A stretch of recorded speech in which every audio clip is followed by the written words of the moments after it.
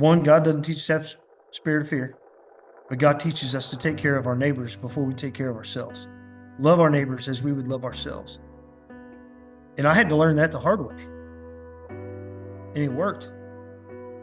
And what I'll tell you, the bad side of it is, I mean, we've all got our quirks, right? And I'll be a little bit forthcoming. Obviously, we see tragedy. We see things that a lot of people don't see. I mean, 1% of the population, right? It's not very many people.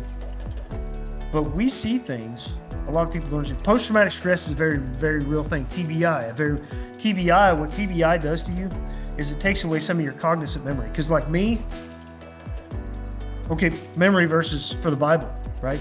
I don't memorize as well as I used to. Sometimes I'll forget immediately after I try to memorize it because it doesn't. It takes away some of your cognizant short-term memory. So some stuff back in the past I remember really well.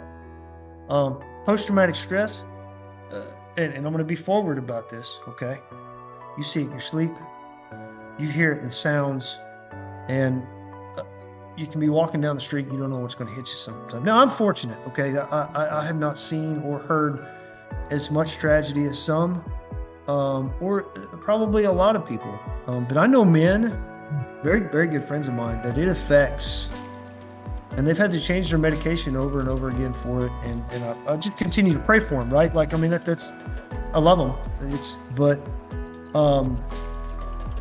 it's a very, very real thing. And I think it affects everybody different, but I don't care who you are. I think when you leave the military, the one bad thing I can say that we all take from it, the GWAT babies anyway, right?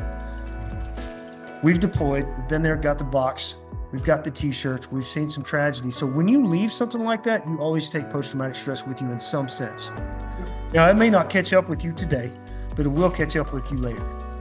And it'll affect you in some of your habits. Like, you could wreck my truck today and I'd be okay with it. Before I joined the Army, don't you wreck my truck? You ain't hemmed up. Now, don't spill milk on my table. You better drink it. You can wreck the truck all day long. I'll just ask if you're all right.